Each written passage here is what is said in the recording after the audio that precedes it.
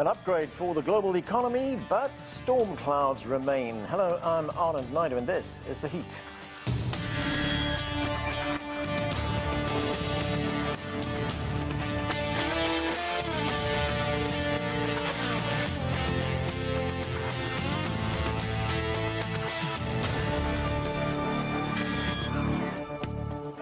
The global economy is expected to stabilize for the first time in 3 years, but more weakly than in previous recoveries. That's according to a new report from the World Bank.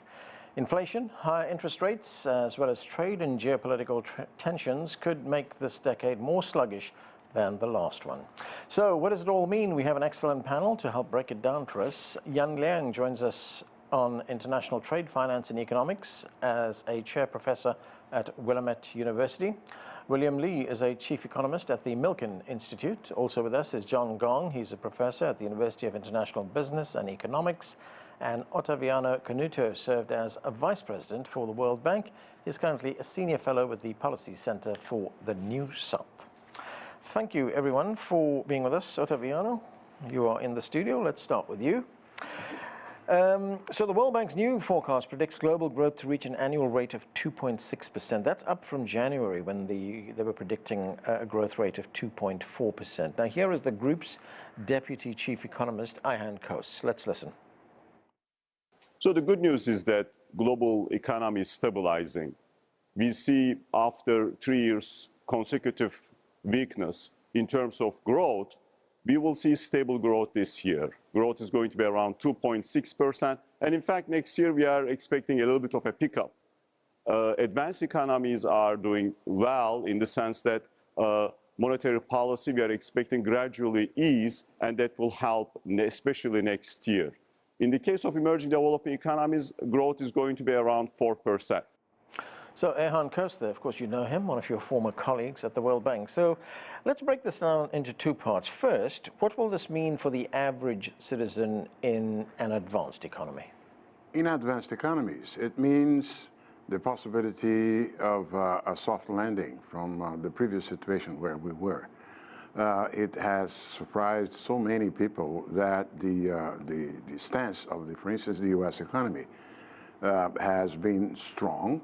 Low unemployment, whereas many people feared that the hike in interest rates, a stupendous one, would end up leading the U.S. economy into a recession, which has not been the case. On the contrary, the resilience of inflation reflects a bit this strength of the U.S. economy. And in the case of Europe was already lagging a bit behind in terms of performance, the U.S., but the fact of the matter is that, at least on the side of inflation, been slowing down, and with the global economy, one can say, having a soft landing to some extent. Right, okay, and the second part of that question, let's talk about the developing world. Yes. 1 in 4 developing economies is expected to remain poorer than it was on the eve of the pandemic. That was in 2019. But overall, developing economies, as we just heard from Ihan Kos, are projected to grow 4% on average. But the other thing is that the income gap between developed and developing countries is getting wider, and that'll happen in at least half the developing countries. So what are the main challenges for them? Well, see, Anand, back in 2010, I co-edited a book when I was at the World Bank, talking about the possibility of a switchover of global locomotives. And that was based on what had happened in the previous decade when the developing world, emerging markets and developing economies, were growing at a faster pace than the advanced economies, and we were watching a catching up. To some extent, what we have before us is not as brilliant as that, on the contrary, because the growth rate that is probably being the trademark of most developing economies will be much lower than the one that it was in the last decade prior to the pandemic. And that's why even some developing countries have not even returned yet to the levels of GDP prior to the pandemic. So this switchover of locomotives has been, to a large extent, postponed. Mm-hmm. Even though, I mean, on average, there would be 4% growth. Yes, but this is an average. Keep in mind that this figure also includes the likely 5%, the target of growth for China. Yeah. The World Bank forecasts 4.8, IMF 4.7. But anyway, this pulls up the average of developing countries. There will be many developing countries that will be just much below the 4%. Okay, Liang, great to have you with us. Let's talk about the situation in China. Now, according to the IMF, China's economic outlook is pretty bright after we look at the first quarter performance and the recent policy stimulus. The economy grew 5.3% in the first quarter, and the IMF annual forecast has now been revised from 4.6% to 5%. What is your view on that? What's your assessment?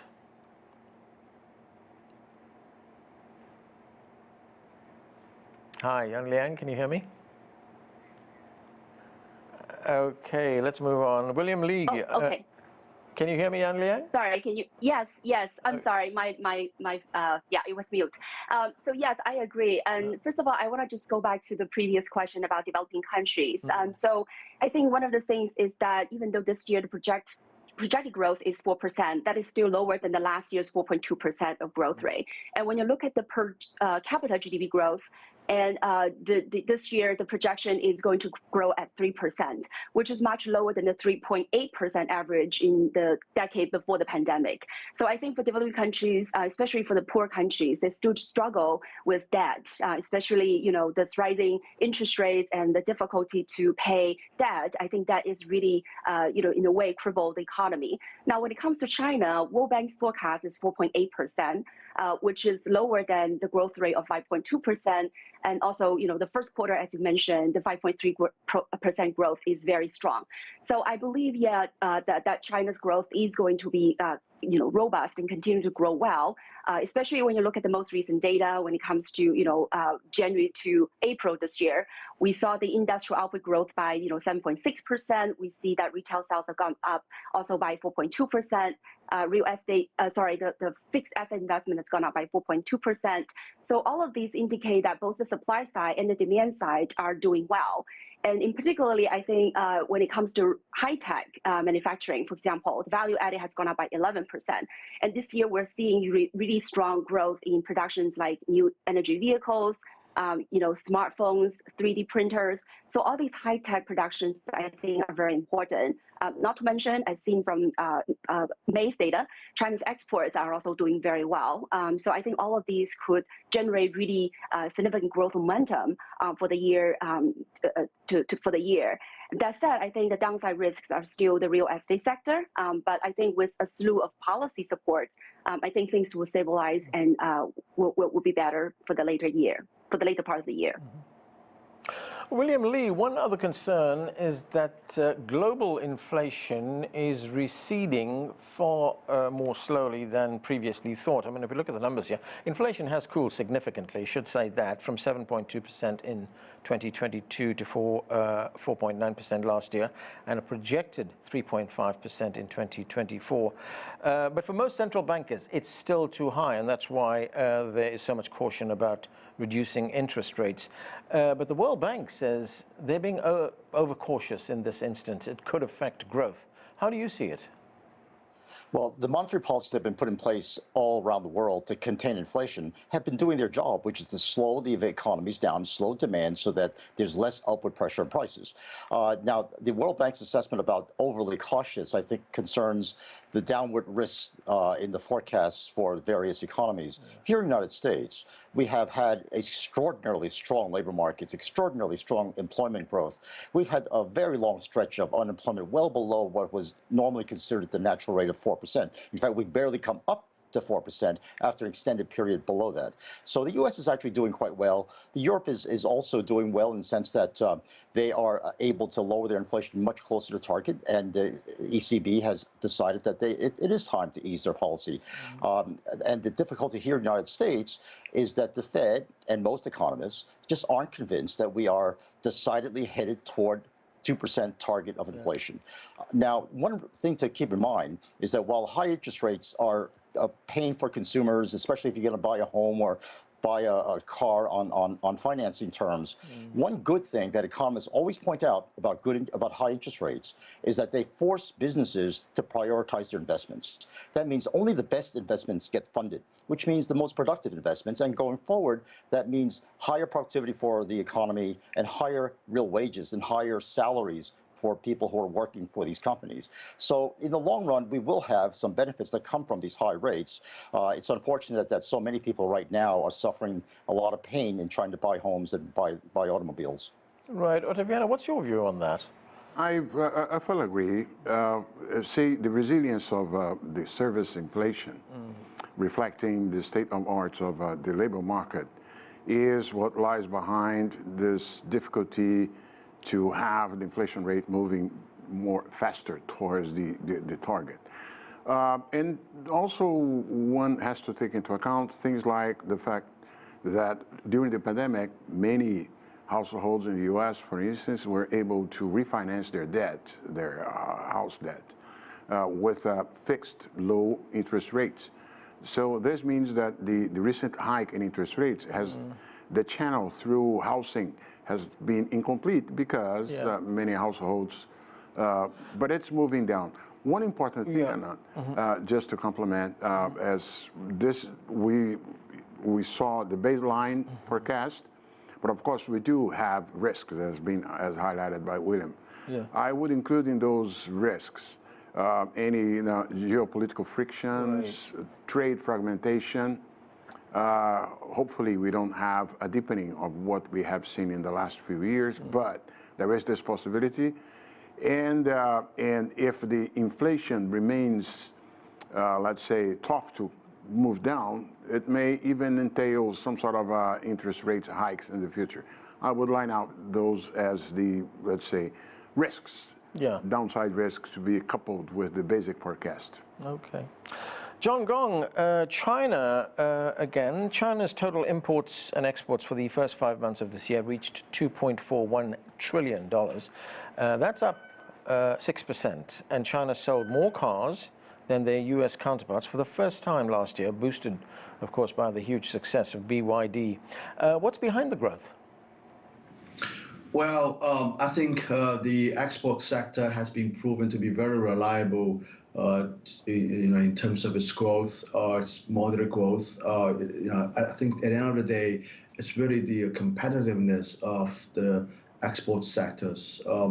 This is, it's all know it's driven by electromechanic products, high value added products, like the electric cars we've been talking about, solar panels, batteries, and surprisingly, also the shipbuilding industry. I was asked to comment on the very strong performance of the shipbuilding industry here in China last few weeks, few months. I'm sorry. You look at the total orders, like almost like more than half of the global orders are going to China. So these industries are extremely strong and extremely competitive. And I think if you look at the China's economy, I mean, we have seen some good news. The numbers are showing pretty good performance. But I do want to point out that it's the unemployment number that's still bothering me in a sense, because I see young people finding difficulties looking for jobs. And I think this has a lot to do with the very difficult fiscal situation at the local governments. They're actually contracting, in my view. I mean, they're trying to save money to make their budget in line with their tax situation.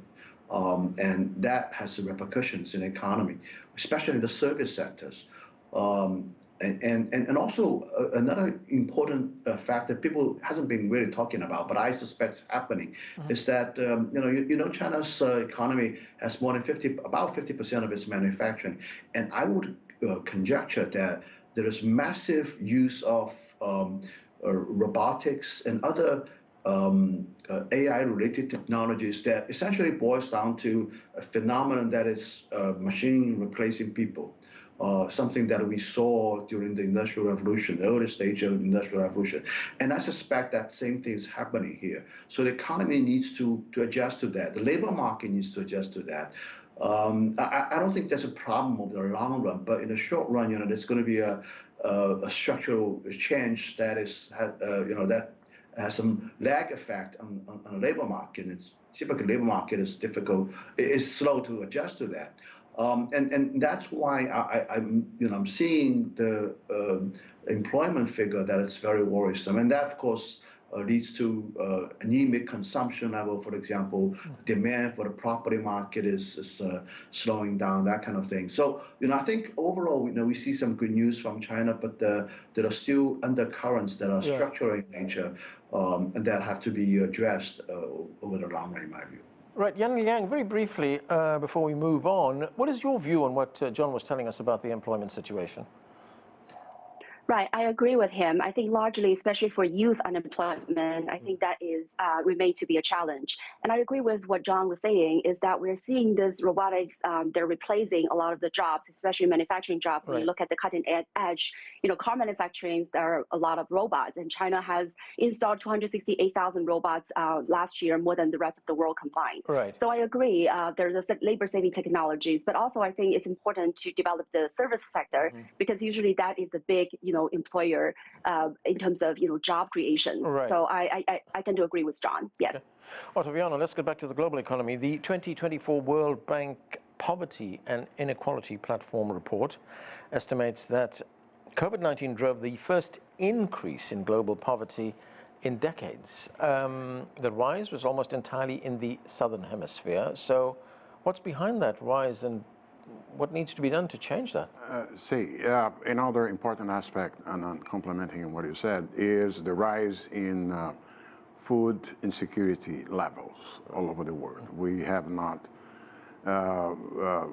returned to the progress that had been reached in the previous decades. So this is a problem in many places. In the case of Latin America, the region will have a performance this year a bit inferior than last year. Growth will decelerate from the average 2.2% and to something close to 1.8. That's the forecast from my ex-colleagues from there this year, even though next year improving a bit to 2.7%. But it's a heterogeneous region. You have different scenarios. If you think of Venezuela, Argentina is undergoing a deep adjustment, and the Argentinian GDP this year will fall something more than 3.5% after having fallen last year as well. The prospects for 2025, if the stabilization program works out, are much better. But the fact of the matter is that the pain in the short term, with increasing levels of poverty in the region, is something that is, let's say, characteristic of part of the region. Yeah, a lot of pain in Argentina, and we're seeing that on the streets of Buenos Aires. I want to get back to that in a bit later if we have time. William Lee, here in the United States, consumer prices rose 3.3% on an annual basis. That was in May. It was 3.4% in April. And since the onset of the pandemic, which was in the spring of 2020, the CPI has climbed 22%. So what impact is that having on consumer behavior here in the US?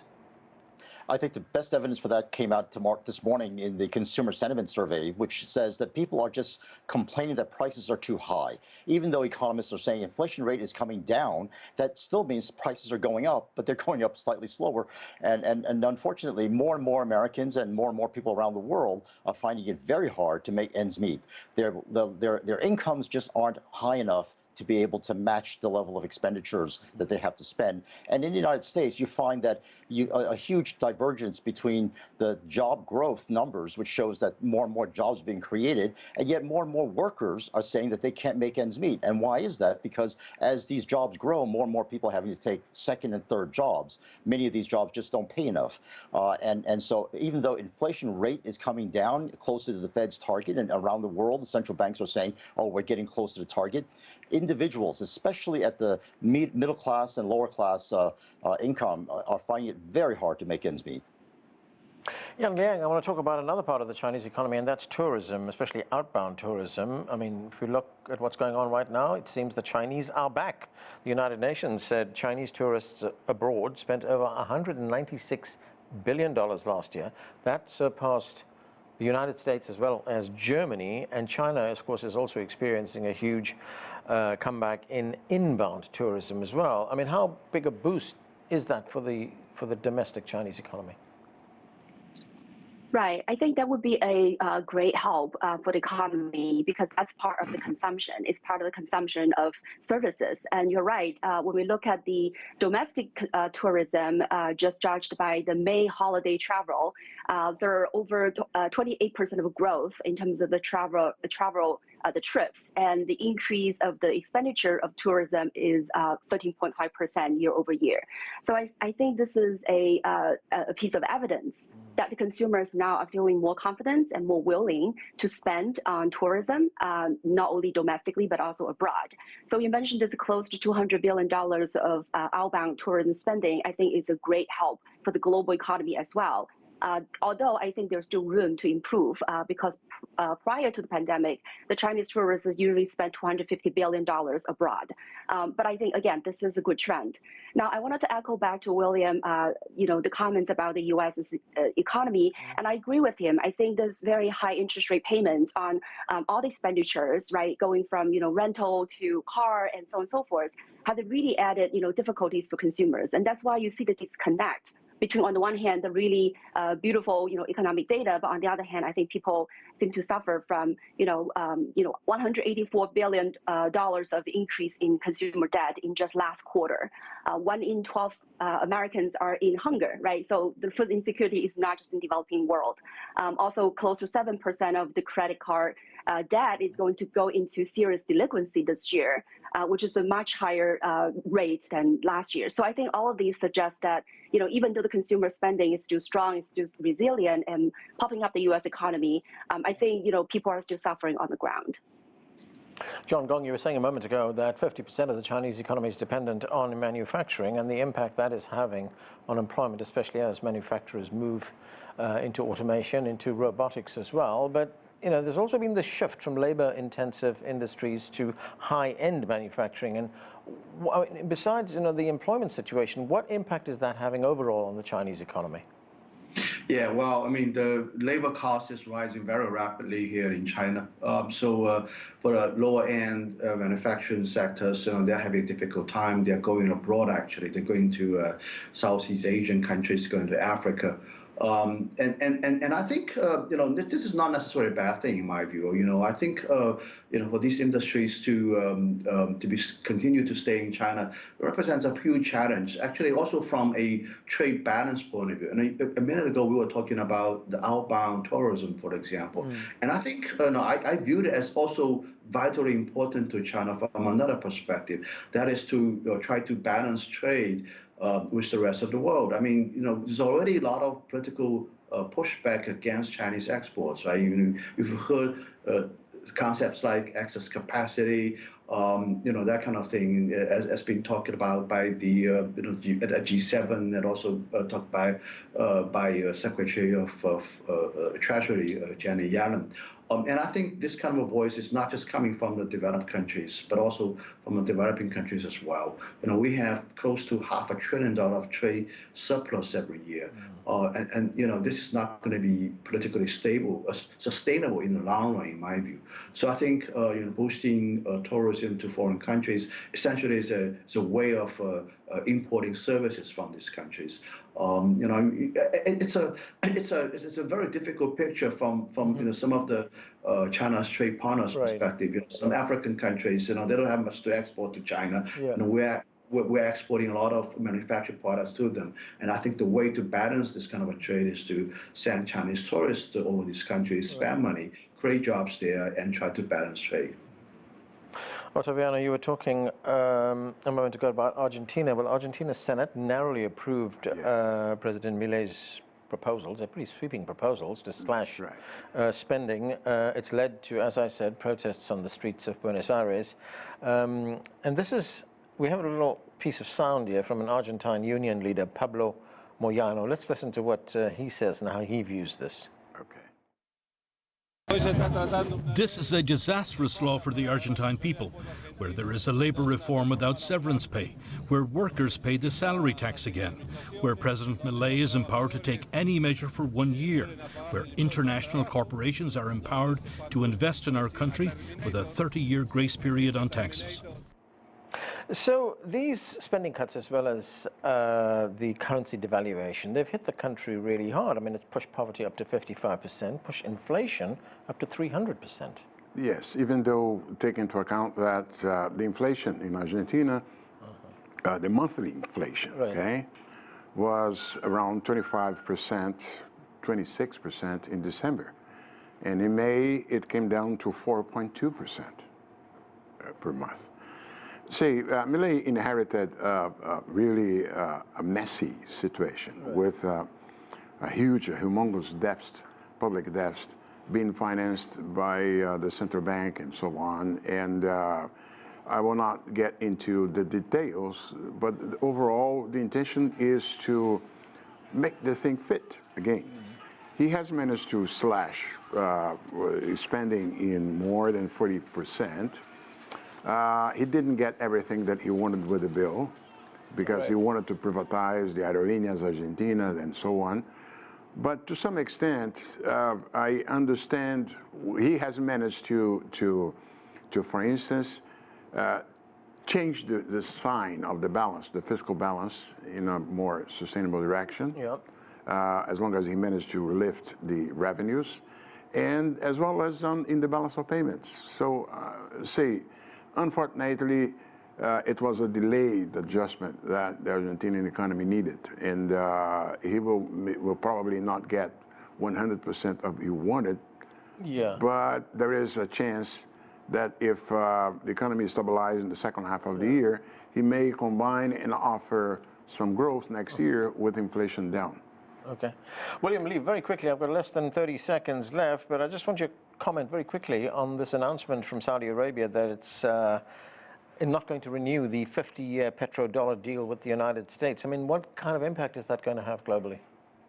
I think that's the recognition of the maturing of the international financial system that essentially allows people to transact in different currencies, which is a very good thing. I think one of the things that the United States has benefited from has been the dominance of the dollar. But as the world economy uses more and more currencies, I think we'll recognize the trade patterns will reflect the use of the various currencies. And the strongest economies will still dominate, and the U.S. dollar will still dominate in terms of most international transactions. Okay, and that's where we have to leave it. That's it for this edition of The Heat. I'm Anand Naidu in Washington, D.C.